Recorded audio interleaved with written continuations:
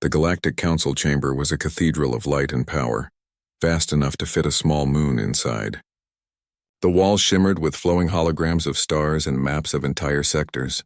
Delegates from 1,000 worlds filled the tiered seats that curved upward like an amphitheater, their eyes, tentacles, and sensory nodes all focused on the empty platform at the center. The air itself hummed with tension. At the highest seat, the Grand Speaker's voice echoed through the chamber. "Order! This emergency session is called to address the unverified claim that humans, an extinct race, have re-emerged in the Sol sector." The words caused ripples of unease across the chamber. Some delegates hissed, others muttered, a few laughed in disbelief. The name human was one whispered in caution and curiosity. A myth. A warning told to young cadets about the species that burned their own world and vanished into legend. Then the great doors opened. A single figure stepped inside.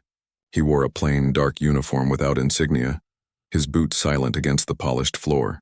His face was calm, expression unreadable. 2 security drones aimed their energy weapons at him, but he ignored them and walked straight to the center of the chamber. When he reached the platform, he looked up at the towering council tiers. "I am Elias Ward," he said in a steady voice. "Ambassador of Earth." A deep silence fell. The Grand Speaker leaned forward, her many eyes narrowing. "Earth? That world was destroyed in the first expansion war. You claim to speak for ghosts." Elias placed a small black cube on the central pedestal.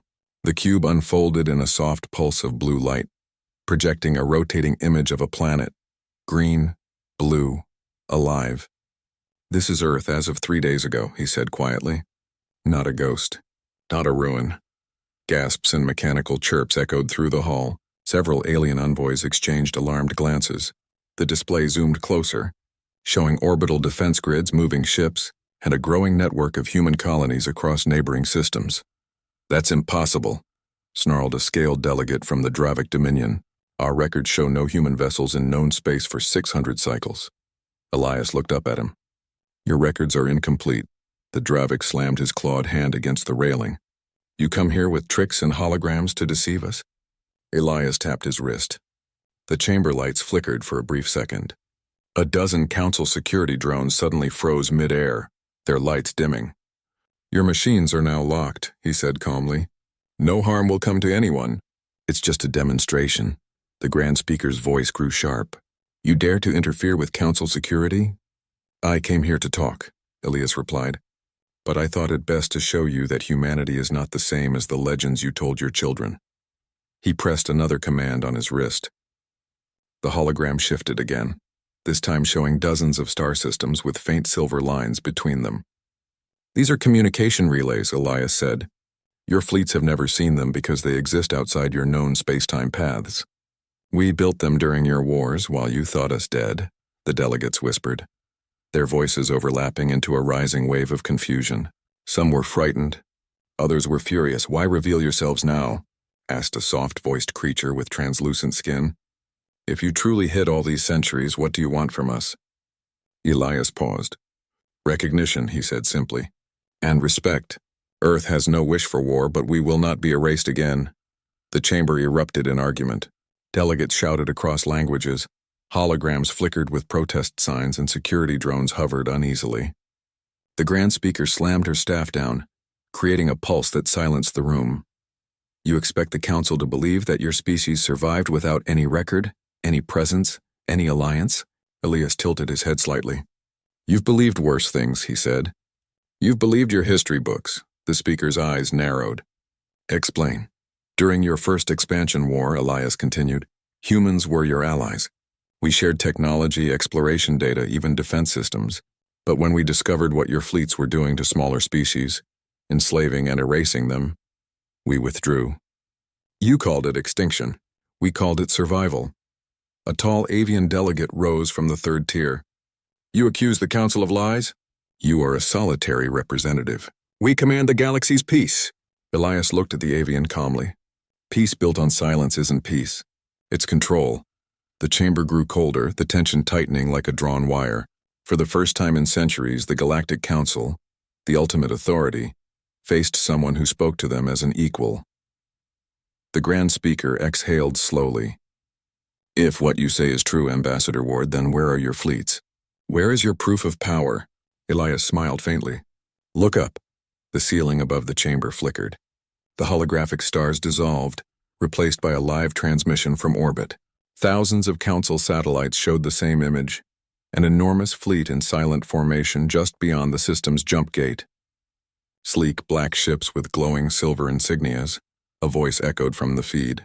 This is Admiral Reyes of the Terran Vanguard, awaiting confirmation from the Council representative. Gasps filled the hall. A dozen alien leaders stood up in shock.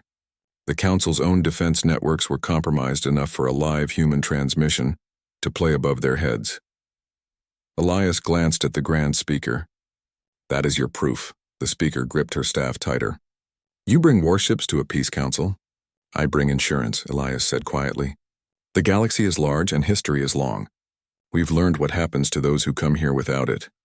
The chamber's silence felt like the stillness before a storm. The Grand Speaker's expression shifted between anger and fear. Ambassador, she said, her tone measured, if humanity truly returns to the galactic stage, it must do so under Council oversight. Your fleets, your systems, your communications, they must be registered and monitored for the safety of all species. Elias's gaze hardened. Safety for whom? For everyone, she replied. Elias took a breath. Then perhaps it's time the Council learned what safety truly means. He stepped closer to the central pedestal and pressed the cube again. The hologram zoomed out until the entire galaxy filled the chamber. A faint web of light spread through the spiral arms, lines connecting points of hidden infrastructure, unregistered colonies, and human outposts. These are the places we've built, he said. You never saw them because you never thought to look behind your own borders. Humanity has already returned, Grand Speaker. You're only now realizing it. The speaker stared at the glowing map, speechless. Around her, the other delegates whispered in disbelief. Elias turned to leave, pausing at the edge of the platform. Earth seeks dialogue, not domination. But understand this, if you strike us again, we won't vanish this time. We'll respond. The doors opened for him. Security drones moved aside as he walked through. The chamber erupted in argument behind him, voices rising in fear, awe, and rage. As Elias exited into the vast hall beyond the chamber, he raised his communicator. Transmission secure? A voice responded through the static. Confirmed. The Council has seen it. Elias allowed himself a small, quiet smile. Good, he said. Then we begin the next step. Outside, the stars over the Council world shimmered faintly. Far beyond them, hidden in the dark, the human fleets waited in silence, each ship a shadow of legend now made real. In the Council's highest observatory, an old historian watched the replay of Elias Ward's entrance again and again. Her voice trembled as she whispered, They said humans were only legends, but legends don't walk into the Council chamber. And above the silent world, the faint outline of a Terran battleship glided past the moon's edge, its insignia catching the light of a distant sun. The chamber lights dimmed as the massive holographic emblem of the Galactic Council rotated in the air. The entire galaxy seemed to hold its breath. Every seat in the colossal amphitheater was occupied. Representatives from thousands of species watched in silence. Their scaled, feathered, luminous, or metallic faces were tense. A new session had begun, and it was not routine business. The topic was humanity. A tall figure stood alone in the center of the chamber, his voice calm, his tone deliberate. My name is Daniel Rowe. I am the appointed representative of Earth. The crowd erupted in disbelief. Some shouted in their own languages. Others pounded the metallic rails before them. For hundreds of years, humans had been dismissed as an ancient story, beings of myth said to have destroyed themselves long before joining the stars. Yet now one stood here, very much alive. The Grand Counselor struck her staff against the floor. Silence, she commanded, her voice amplified through the chamber. The noise died down instantly, her gaze fixed on Daniel. Representative of Earth, she said slowly. You stand before the greatest assembly in the galaxy. Explain how your species has survived when every record shows its extinction. Daniel met her gaze without fear. His uniform bore no markings except a small insignia, a blue circle surrounded by 12 silver stars. Because extinction, he said, was never truth. It was convenience. Humanity withdrew from your wars. We chose silence over submission. Murmurs swept through the chamber like wind through a forest. The counselor's eyes narrowed. Then why reveal yourselves now? Daniel stepped forward and the lights shifted to focus on him. Because you left us no choice. Your fleets have entered our border systems. You called it exploration. We call it invasion. The chamber grew restless again. A delegate from the Tehran Combine rose, his skin glimmering like glass. You accuse the Council of aggression? We have maintained peace for 1,000 cycles. Daniel nodded slightly. Peace, he repeated. Maintained through fear and silence. How many species have vanished under your peace? How many planets stripped of their resources under your protection? The Grand Counselor's voice turned sharp. Do not lecture the Council, human. Your kind forfeited its voice long ago. Daniel reached into his coat and placed a small black sphere on the pedestal. It pulsed softly, projecting an image above the hall. It showed a Council fleet, thousands of ships, locked in combat against something invisible. Then, one by one, the ships powered down, drifting lifelessly in the dark. This happened 3 days ago, Daniel said quietly. Your reconnaissance fleet entered Sol's outer rim. Our defense network disabled it without firing a single shot. Every ship and crew were returned unharmed. This is your only warning. A wave of stunned silence filled the chamber. The Grand Counselor stared at the image. Are you threatening us? No, Daniel said evenly. I am explaining what will happen if you continue. A thick silence followed. No one dared speak. Somewhere in the upper tiers, a minor delegate whispered, It's true, they've returned. The Grand Counselor straightened in her seat. We will verify this claim. Until then, you and your world are under observation. The Council will decide what must be done. Daniel gave a small nod. We expected that. Then, to the shock of every delegate present, he raised his hand slightly. The black sphere pulsed again, and for just a moment, the holographic walls of the chamber flickered. Every delegate's communication device lit up with a single transmission, stamped with the seal of the Terran Federation. It read simply, We do not seek war, but we are prepared for it. When the light stabilized, Daniel was gone. Only the black sphere remained on the pedestal, still pulsing softly like a heart. The council chamber erupted into chaos. Voices clashed, accusations flew, and alliances began to crack. Some delegates demanded immediate military action. Others called for negotiation. The Grand Counselor shouted for order, but the chamber had already descended into turmoil. High above, in the Council's strategic command room, Fleet Director Orvac studied the holographic replay of Daniel's appearance. His reptilian eyes blinked once, cold and thoughtful. If the humans truly command this kind of power, he said slowly, then every law we built will mean nothing. His assistant, a small, silver-skinned being, hesitated. Shall we prepare the fleets? Orvac shook his head. Not yet. We attack only what we understand. And right now we do not understand them at all. Meanwhile, on Earth, the Council's message had already reached the Terran leadership. In the command center beneath the Pacific Defense Platform, Admiral Lyra stood before a wall of holographic displays. Each showed live footage of the Council world and its panicking diplomats. So they took the bait, she said quietly. Her aide nodded. They're calling emergency sessions on every core world. They don't know if we're bluffing. Lyra turned toward the window where Earth's blue curve glowed against the darkness of space. Good, she murmured. Let them wonder. Back on the Council homeworld, panic spread beyond the chamber. News networks replayed Daniel's speech on every channel. Citizens of countless species debated the implications. The return of humanity was no longer rumor. It was reality. In the Council's private war room, the Grand Counselor met with the inner circle. This cannot be allowed to stand, she said coldly. If humans have truly survived, they must be contained before their influence spreads. We cannot afford another power to challenge us. One of the advisors, a tall insectoid creature, shifted uneasily. Contain them? They disabled an entire fleet without weapons. If they possess technology beyond ours, then we will take it from them, the Grand Counselor interrupted. Before they decide the fate of the galaxy, she turned to Orvac. Assemble a strike group quietly, we'll test their defenses. Orvac bowed. As you command. Hours later, a stealth armada departed the Council world, cloaked and silent. They jumped through deep space gates toward the Sol boundary, unaware that every movement was already being tracked. In the shadow of Neptune, hidden in the cold expanse, a human satellite blinked once. The message it sent was brief. Council strike force inbound. Within minutes, Earth's defense grid came alive. Orbital mirrors shifted. Automated drones deployed. The Terran vanguard prepared for contact, but no one on Earth looked afraid. They looked ready. At dawn over the Atlantic, the sun rose across a line of silver warships resting in high orbit. Each bore the insignia of the 12 stars, silent sentinels waiting for the order that would change galactic history.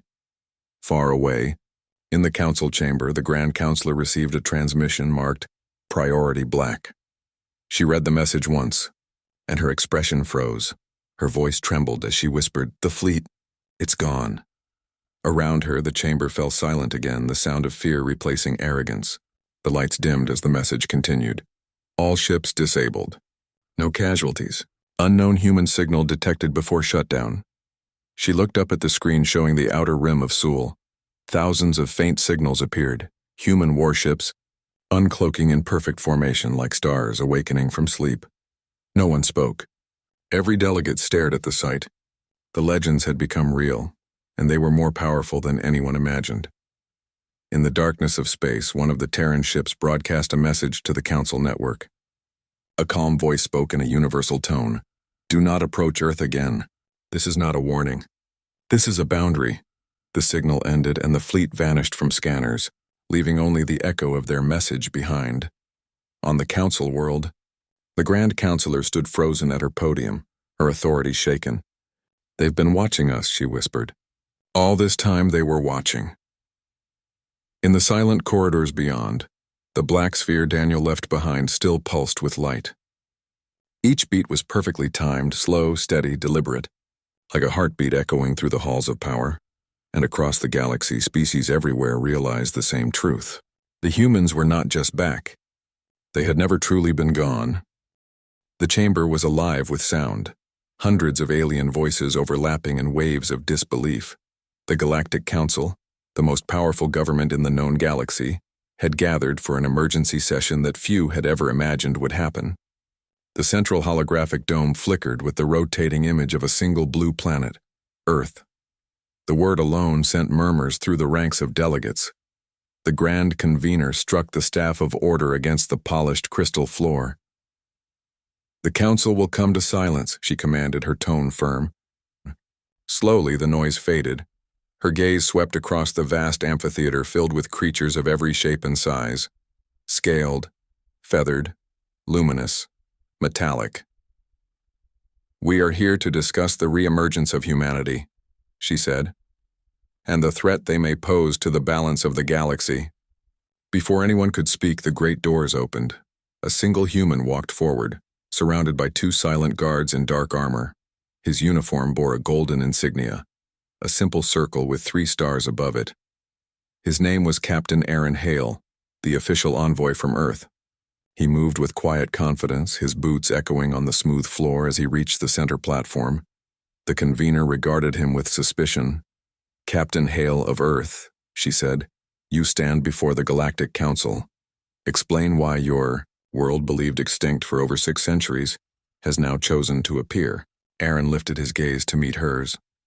His voice was calm, even, almost disarmingly steady. "Because we were never extinct," he said. "We were waiting." A ripple of unease spread through the chamber. A delegate from the crystalline race, Avral, leaned forward, his faceted body glinting under the lights.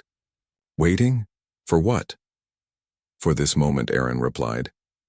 "When the galaxy finally looked at itself and realized it had become what it once feared, an empire of control." The convener's voice turned cold. "Are you accusing the Council of tyranny?" Aaron did not answer immediately. Instead, he reached into a case at his side and produced a small silver sphere. It hovered above his palm, then projected an image across the chamber. Recordings of planetary bombardments, slave markets, and forced annexations carried out in the Council's name. "These," Aaron said, his tone unwavering, "are your peacekeeping missions." The images hung in the air like ghosts. Delegates turned away, some in shame, others in denial. The convener's eyes hardened. "You trespass in dangerous territory, human." Aaron stepped closer to the pedestal. "We know," he said, "but we're not here to fight. We're here to change what you call peace. The convener leaned back, studying him. And you think you have the power to do that? Aaron smiled faintly. No, I know we do. The silence that followed was thick and uneasy. In the upper tiers, a whisper spread among the delegates. If the legends were true, humanity had once mastered technologies no other species could replicate. Machines that could bend gravity, fleets that could vanish in shadow. The convener's assistant, a tall, silver-skinned being, stepped forward. We have seen your ships at the borders, he said. We have detected energy readings unknown to our science. How did your kind achieve this? Aaron turned toward the center of the chamber. By disappearing, he said simply. When the Council's wars consumed the stars, we stepped away. We built our strength in silence. We watched as you repeated the mistakes we once made. He paused, then added, and now, when your fleets entered Sol space, we responded. Not with destruction, but with restraint. We disabled them, we returned their crews unharmed. That is power with purpose. The convener's tone grew sharp. You call it restraint. Others call it intimidation. Aaron met her gaze. Sometimes those are the same thing. The crowd stirred again. The council had never been spoken to in such a way. Yet there was something undeniable about the human's presence, controlled, measured, and dangerous in its calm. Suddenly, one of the military delegates, a heavy-set being with tusks and metallic armor, rose from his seat. This human dares to lecture us, he growled. I say we test their power directly. The convener raised a hand. General, you will stay silent. But Aaron's voice cut through before she could continue. No, he said softly. Let him speak. The general's eyes glowed red. You think you can stand against the combined fleets of the council? Aaron gestured toward the ceiling. Look up. The lights dimmed. The holographic dome above them shifted from the image of the chamber to a live feed of the council's outer orbit. Hundreds of council defense ships were shown floating in perfect formation, until suddenly, one by one, their systems powered down. Weapons, shields, engines, all offline. Gasps echoed through the hall. Aaron's expression did not change. That, he said, is what happens when our ships decide to listen. The convener stared in disbelief. You control our systems? Aaron nodded. Only because your fleets run on technology derived from ours. You never knew where it came from, but we did. Humanity built the framework of galactic travel. You only expanded it.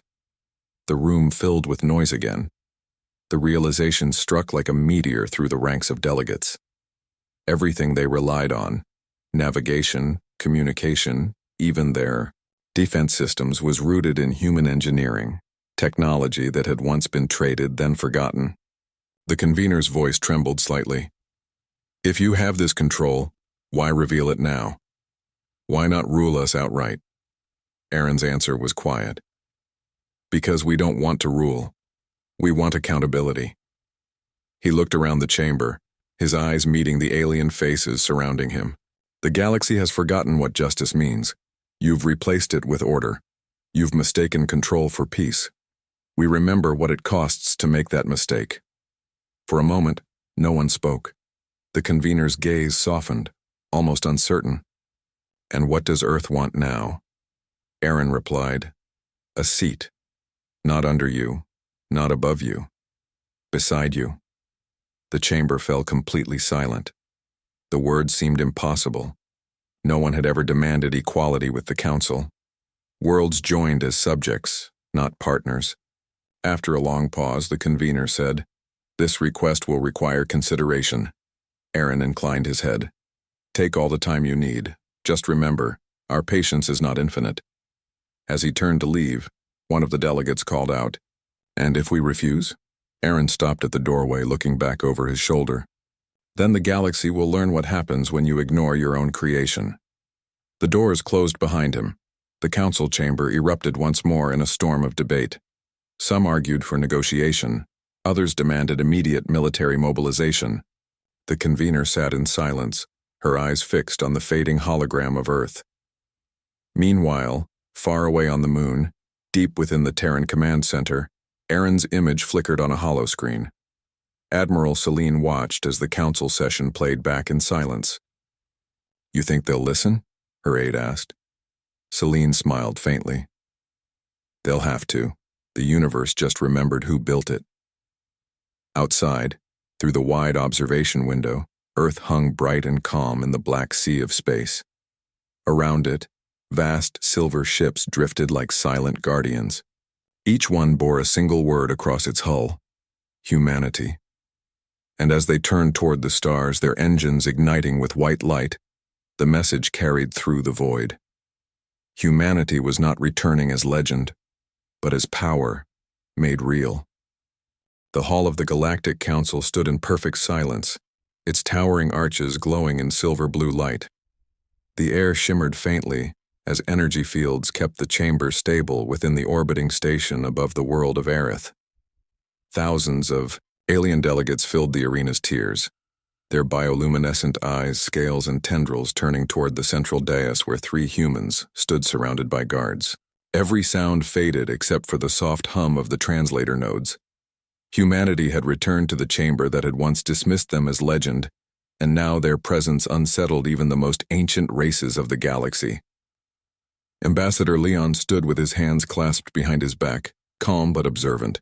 His dark uniform bore the silver crest of Earth's unified diplomatic corps, and his quiet posture carried an authority that didn't need to be spoken. Across from him, the High Speaker of the Council, a towering insectoid being with 4 glimmering eyes, tapped one claw against the podium. "The human delegation will explain their interference," the High Speaker declared, voice echoing through the vast hall. "You were not invited to the Outer Rim Defense Accords, and yet your fleets appeared in our restricted systems. Explain yourselves." Leon didn't move at first. The humans behind him remained equally still, one of them, Commander Elise, watching the crowd through narrowed eyes. Every species here had once believed humanity extinct or mythical, a civilization that burned itself out before the stars were even mapped. Now those same species demanded answers from the living myth standing before them. Leon raised his gaze, meeting the speaker's multifaceted eyes. "We didn't interfere," he said evenly. "We responded to a distress signal your fleets ignored. You left colonies undefended. We didn't." The response rippled through the chamber like static through a radio field. Whispers erupted in dozens of alien dialects. The council guards stiffened, and the speaker's eyes flickered with irritation. "You act as if you have authority beyond your world," it said sharply. "You are an unregistered power bound by no interstellar treaties. You have no right to deploy fleets beyond your home sector." Leon's expression hardened slightly, and he nodded once to Elise. She touched the control on her wrist, and the air above them shimmered to life. A projection unfolded showing images of burning colonies, alien settlements abandoned by the Council's own fleets, then footage of human ships arriving, deploying, aid evacuating civilians and neutralizing hostile raiders. "We didn't seek authority," Leon said. "We acted where you failed to." The speaker's claws scraped against the podium. "You risk galactic stability with your interference," it hissed. "Do you understand what happens when lesser species take independent military action?" The word lesser hung in the air like a blade. Elise's jaw tightened, but Leon only gave a faint smile. "You used that word before," he said softly. "Lesser, primitive, dangerous. But tell me, Speaker, if we were so unworthy, why do your fleets now study our movements? Why do your archives contain files on every human ship that leaves Sol space? You've been afraid of legends. Now you're afraid they're real." Gasps echoed through the amphitheater. Several alien delegates rose from their seats, whispering among themselves. One, a reptilian governor from the Kaltor Alliance, leaned forward. "The humans restored our colonies on Drava Prime," it said slowly. "Without them, millions would be dead." The council chamber broke into chaos. Voices layered over one another, some in defense of humanity, others demanding their sanction. The High Speaker raised its arms, and a sonic pulse silenced the room. "Enough," it commanded. "The humans will be judged for violating council protocol." Elise stepped forward before Leon could stop her. "Judged by who?" she demanded, her voice carrying across the hall.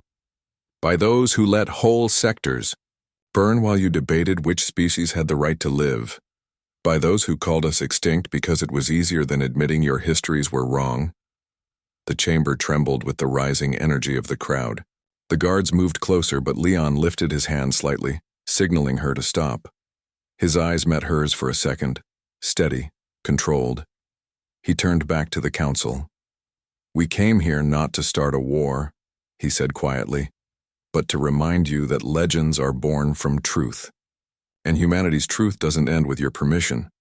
The council erupted again, but this time it wasn't only chaos. There were murmurs of agreement, flickers of curiosity, and beneath it all, fear. Humanity had faced extinction countless times in their own history, plagues, wars, collapses, and yet every time they had rebuilt stronger. The council had never faced a species that saw survival not as a goal, but as an instinct. Later, when the meeting adjourned, Leon and Elise walked through the crystalline corridors of the council station. The artificial daylight reflected off, the glass walls showing distant stars and the pale sphere of Arith below.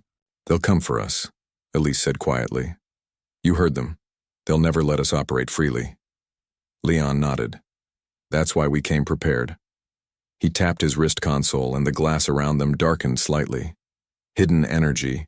Signatures flared faintly beyond the station's range. Human ships, silent and invisible, stationed in the dark. They weren't there to attack. They were there as a message. On a nearby balcony, alien envoys whispered as they watched the humans depart. "They said humans were only legends," one muttered, its scales shivering. If that was true, why? Does their fleet move like it owns the stars? Back aboard their shuttle, the hum of the engines filled the silence between Leon and Elise. "We've shown them enough for now," Leon said at last. "Next time they'll test us." Elise looked out the viewport. "And if they do?" Leon's eyes were fixed on the stars ahead. "Then they'll remember why legends exist." Their ship detached and began its descent toward the hidden human flagship, waiting in the shadow of the station. A coded transmission reached Earth Command. The council was preparing an emergency summit.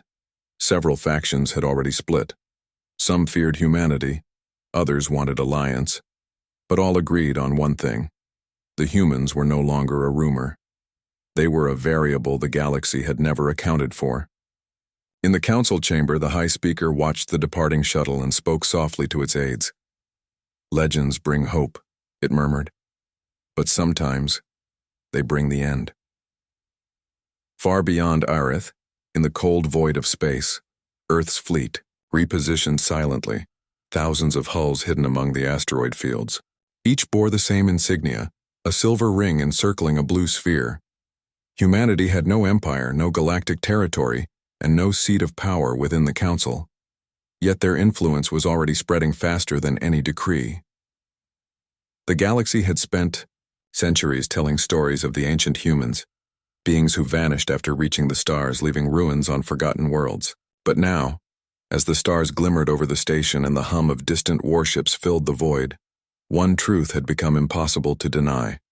The legends had returned, and the galaxy was not ready for what followed. The chamber of the Galactic Council glowed with shifting blue light, the air humming with tension. Thousands of alien delegates watched from their elevated seats as the doors opened once more. 3 humans walked inside, unarmed, calm, and silent. Their boots echoed against the marble floor of the galaxy's highest seat of power. It was the first time in history that a species the Council once dismissed as myth stood at the center of judgment. Ambassador Leon led them, his expression steady. The high speaker, a towering insectoid creature with crystalline wings, watched from the dais. "Human delegation," it said, its voice echoing through the air. "You have interfered in council operations. You have ignored boundaries. You have spread your fleets beyond Sol without permission. Explain yourselves or face sanction." Leon raised his eyes and his voice was steady.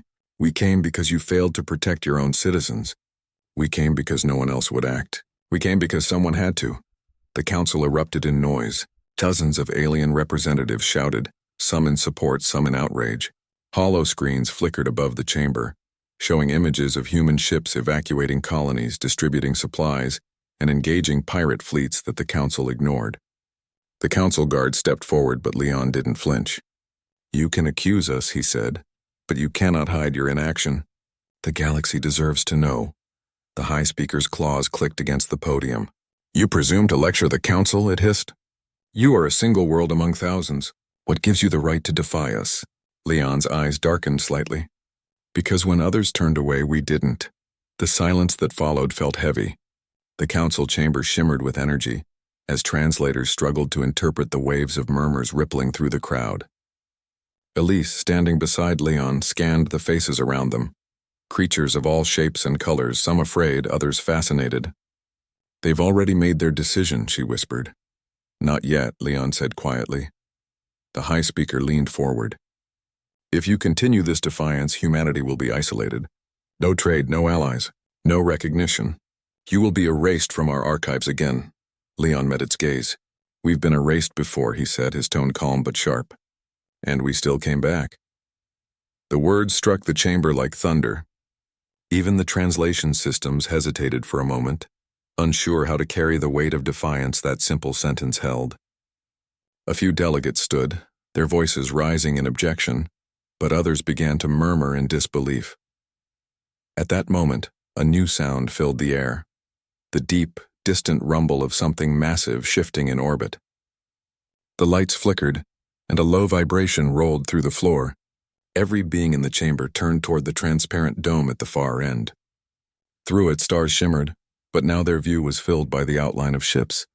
Dozens at first, then hundreds, emerging from the shadows. Massive hulls marked with the silver and blue insignia of Earth glided into view, arranged with terrifying precision. They did not open fire. They simply surrounded the station in perfect silence, their engines glowing faintly. Gasps spread through the Council as energy readings flooded in. "Impossible," one delegate stammered. "They arrived without detection." Another shouted, "They have stealth drives, how?" Leon stood unmoving at the center of the chamber. "We told you," he said quietly. "We didn't come for war, but we came prepared." The speaker's wings flared wide. "Is this a threat?" "It's a reminder," Leon replied. "You control thousands of worlds, yet you couldn't stop a single raider fleet from burning 3 colonies last cycle. We stopped them in an hour. You call it defiance. We call it responsibility." The room was chaos. Delegates shouted over each other. Security droids swarmed the floor, their weapons humming.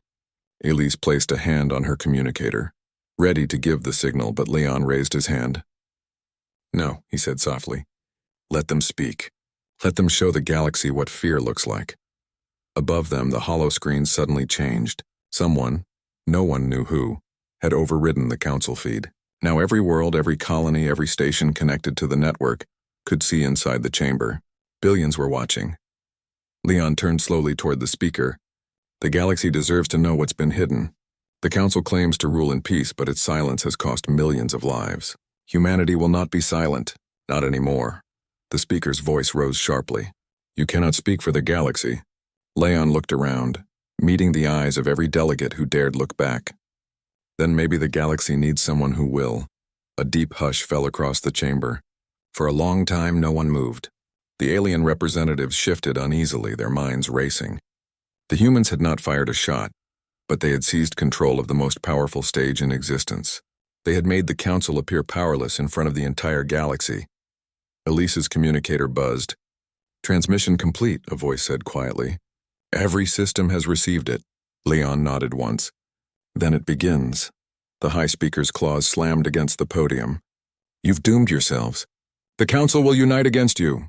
Leon stepped closer. "You can try," he said, his voice low and steady. "But you won't be fighting soldiers. You'll be fighting every world you've ignored, every species you left to suffer.